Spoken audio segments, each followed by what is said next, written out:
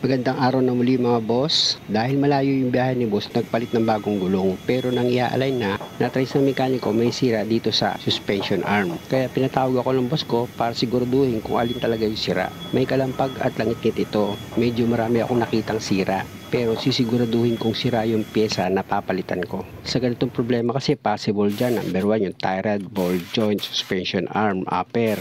Sa kalampag naman yung shock absorber at yung stabilizer bushing. Una, luluwagan ko yung lock nut dito sa tie rod bar niya. Dahil wala akong 21 na open wrench, Yabi tubo ginamit ko paluwag. At dito sa tie rod, gamit ka ng plier, tanggalin mo itong cutter pin niya dito sa tie rod. Pag tanggal na, gamit ka naman ng box wrench number 17. Luwagan mo itong nut niya, wag mo muna siyang tutuluyan tanggalin. Tapos kuha ka ng ball hammer, paluin mo itong steering knuckle para bumitaw itong tie rod. O diba, tanggal na siya.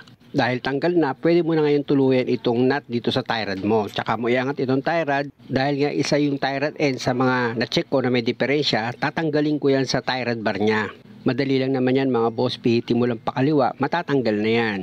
At ito namang inner tie rod ang check ko. Kung makita nyo, matigas pa kaya okay pa yan. Pero itong tie rod end niya, talagang bigay na, kalug na talaga siya. Kaya isa sa dahilan, itong tie rod end kaya nagkaroon ng malakas na uga itong gulong. At dahil may isa pang problema, medyo malalim daw itong brake pedal niya, kaya tatanggalin ko itong brake caliper niya para ma-check ko yung brake pad kung makapal pa or manipis na. Meron yung dalawang sliding bolt na number 14, gamit ka ng box wrench mga boss. At kung tansya mo naman maluwag na at kaya mo naman ng kamayin, mas mabuti kamayin mo na lang para mas madali mo siyang matatanggal.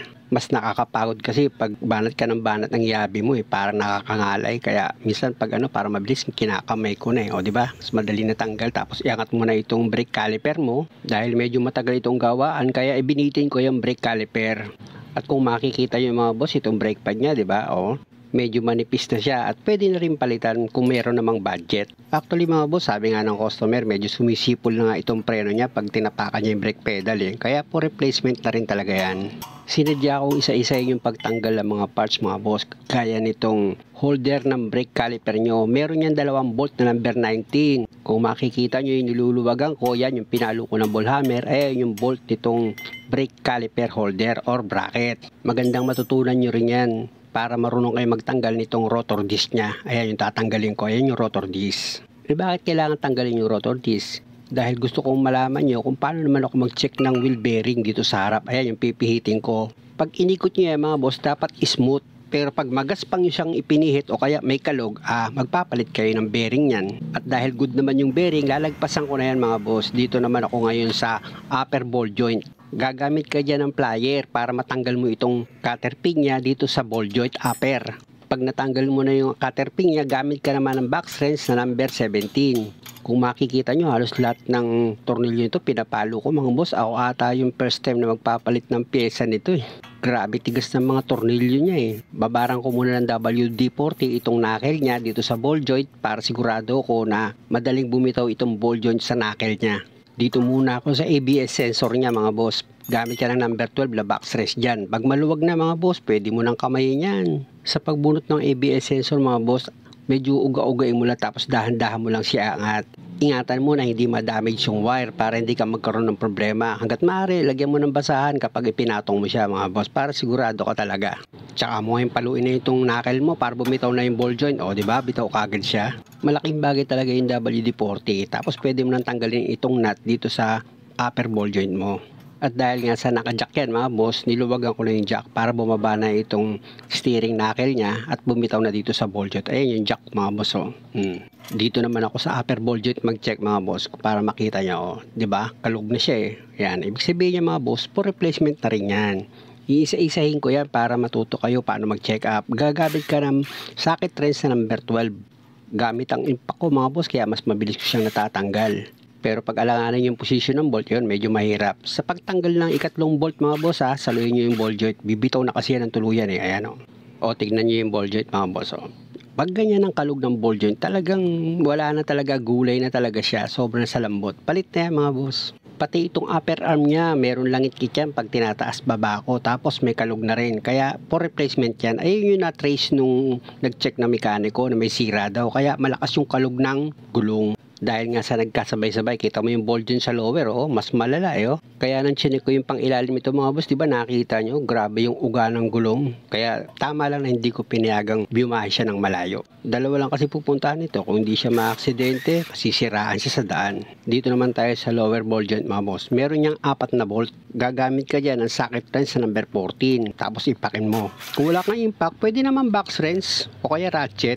At sa pagtanggal ng last bolt mga boss, yung pang-4 na bolt, dapat nakaalalay ka na dito sa steering knuckle mo. Kasi baka bumagsak yan, kaya dapat nakaalalay ka. Ito na yung pangatlo mga boss eh, di ba? O, yan na yung pangatlo. O, dito tayo sa pang-4 na bolt, kaya dapat medyo nakaalalay ka. Diyan nakatukod mga boss dyan yung tuhod ko eh. Kaya hindi siya bumitaw eh. Tapos, hawakan mo itong steering knuckle mo, uga-ugayin mo, tsaka bunutin yung bolt. O, di ba? Tanggal na siya. Ganun lang mga boss o. Tsaka mo ngayon tanggalin na itong buong steering knuckle mo, kasama yung lower ball joint. Dito naman tayo sa stabilizer bar bushing niya. May cover kasi ito mga boss eh, kaya hindi natin nakikita kung sira na ba yung stabilizer bushing nito. Kaya tatanggalin ko yan. Meron lang yan 4 na bolt na number 14. Yung dalawa sa ilalim, luwagan nyo lang. Pero itong dalawa sa ibabaw, tanggalin nyo yung bolt.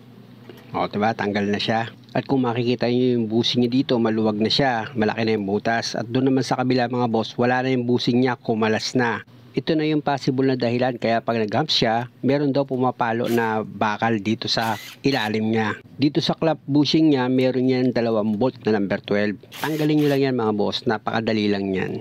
Nakita nyo, di ba, wala nang lamang bushing. Dito naman tayo sa kabilang side, meron siyang bushing. Ang problema naman dito is gastado na rin itong rubber bushing niya. Kaya for replacement na rin yan. Siguro naman mga boss, nakita nyo naman, di ba, madali lang naman tanggalin itong clamp bushing niya or bracket. Tingnan yung mga boss, lumaki na yung butas nito dahil nga sa sobrang tagal na rin. Dito naman tayo sa stabilizer linkage bushing. Isisprayan ko muna ng WD-40 yan mga boss para hindi mahirap tanggalin. Number 14 yung nut na tatanggalin nyo dyan. Dalawa yan mga boss ha. After ko matanggal yung isang nut, inimpact ko na yan para mas mabilis. Nakita nyo naman diba, saglit lang. Tapos tuluyan ko nang tanggalin yung nut niya, yung washer, yung bushing, yung stabilizer bolt. Pinalo ko pababa para mas madali ko siyang mabunot. Kasi nga medyo nag-stuck na yan dahil na rin sa tagal kaya kinalawang ng husto. After ko matanggal itong stabilizer link bushing, dito naman ako sa shock absorber mga boss. Spray ko muna ng WD-40 yan para hindi ako mahirapang magluwag. Tapos gagamit ako ng vice grip, ipiting ko yung dulo ng shock absorber para maluwagan ko itong nut niya na number 14. Pag hindi mo kasi inipit ng vice grip yung dulo ng shock absorber mo, sasama yan sa pagpihit mo, may hirapan ka. Nakita nyo naman, mas madali ko siya natanggal yung nut dito sa ibabaw ng shock absorber. Tapos isunod mo na yung bushing tsaka yung flat washer. Dito naman sa baba ng shock absorber mo, meron yung bolt na number 17. Gamit ka ng socket wrench tsaka ka combination wrench. Pag maluwag na, tanggalin mo yung nut, gamit ka ng ball hammer, paluin mo yung bolt palabas, tsaka mo ngayon uga-ugayin itong shock habang hinihila mo palabas itong bolt na number 17. Pag okay na, tanggalin mo na rin yung shock absorber. Hindi na pinatatagal yan ng ma-testing. Tignan nyo, itutulak ko yung shock absorber ha. O, tignan nyo. Gas shock yan eh. O, hindi na siya bumalik oh. Kaya grabe nga daw talaga yung kalampag nito eh. Ngayon, dito naman tayo sa upper arm nyo. Isprayan ko ng WD-40 yan. Gagamit ka ng box wrench sa number 19. Dito mga boss, meron yan 2 bolt na number 19. Medyo matigas yung mga bolt dito kaya pinalo ko ng ball hammer yan. Kaya nga nang sinabi ko, first time lang ata mapapalitan ng upper arm ito, yung suspension niya. Kaya sobra tigas ng bolt dito nung tinanggal ko talaga. Kung makikita nyo, nilipat ko naman dito sa kabilang bolt. Ayan, kung makikita nyo, pinalo ko ulit. Medyo gagamit ka rin dito ng konting pagtsatsaga. Sobra tigas ng bolt dito eh. Pero pag naluwagan mo, madali na lang. Nakita mo naman oh. Madali ko na lang siya niluluwagan. 2 bolt tatanggalin nyo dyan mga boss ha. At dahil nga sa ramdam ko na kaya ko ng kamayin to, yan. Kita nyo, kinakamay ko na siya ngayon para mas mabilis ko siyang matanggal. Pag sumikip yung bolt, sa pagpihit nyo, ugayin nyo lang yung arm.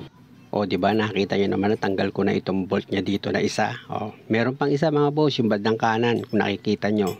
Ganyan ang diskarte maganda mga boss. Pag naluwagan nyo na dahil masikip yung position, pwede nyo nang kamayin para mas mabilis nyo matanggal itong bolt na number 9. O, ito na yung pangalawang bolt. Meron niyang SIM mga boss, yung ginagamit sa camber. Tanggalin nyo yan. Pero ibabalik nyo rin yan mga boss ha, yung SIM na yan. Sa pagbalik mga boss ha, same position pag binalik nyo yung SIM ng camber niya. Dito naman tayo sa pagtanggal ng upper arm suspension mga boss. Medyo puzzle ang dating pero ipatagilid mo lang sa pagtanggal. Lulusot yan mga boss. O, tingnan nyo. O, diba? Pinatagilid ko lang. Dahil sa tanggal na itong upper arm niya mga boss, iparinig ko sa inyo yung pinanggagalingan ng lagit-ngit na akala mo may ibon na humuhuni. Pakinggan nyo mga boss.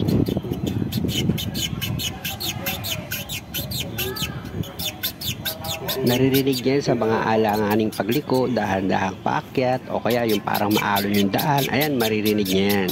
Muli mga boss, maraming salamat sa panonood. Sana huwag niyo naman kalimutang mag-subscribe sa channel ko kung okay lang. Salamat!